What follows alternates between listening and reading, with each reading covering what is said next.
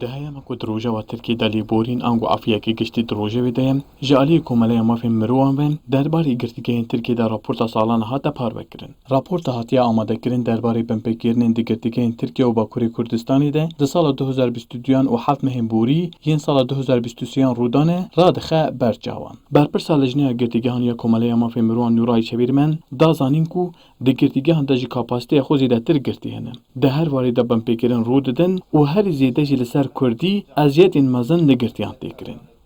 2022 yılı içerisinde en az 10.789 ihlal. Di nava sal 2022 da lêgirtîgehan di herî kêm 10,708 bin pêkirin rodane. Di 407 girtîgehan da niha 306,720 girtî hene û kapasîteya tevahiya girtîgehan 209,000. Herî zêde duwarê mafên tendurustî û jiyanê girtiyan da tê bin pêkirin û sala 2022 da 81 kes di girtîgehan da canê xwe ji dest dan. Li gel vê yekê guvaro rojname û pertûkên Kurdî tên qedexekirin û mafê parastina Kurdî ya girtiyên siyasî jî tê bin pêkirin. Yaşanıyor ve biz ancak bunun çok küçük bir kısmını dile getirebiliyoruz. Hevseruka Komaleya Mafê Mirovan Eren Keskin jî da zanin ku hikûmeta Tirkiye di yasaya derbarê sezayên girtiyan de guherinên nû dike. Lê ji wê yekê girtiyên siyasî sûd wernagirin.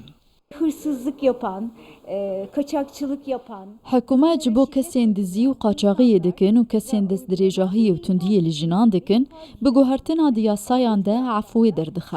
Lê belê, bogirtiyên siyasî û kesên ji ber fikr û ramanên xwe girtîne tiştekî wihanîne. Hûn heqiyeke mezin tê kirin.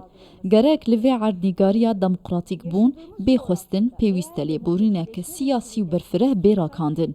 Hikûmet dixwaze di girtîgehan de cih vala bike. Dago zêdetir, muxalefê û Kurdan têxe girtîgehan de. Li gel wê yekê li gorî daneyên Wezareta Dadiya Tirkiye ku herî dawî di rêbendana 2023 da ragihandî, li Tirkiye û Bakurê Kurdistanê hejmara girtîgehan 399 û tevahiya kapasiteya wan jî nêzîkî 290,000 kes e. Vural êrişmiş. Kurdistan 24 Ankara.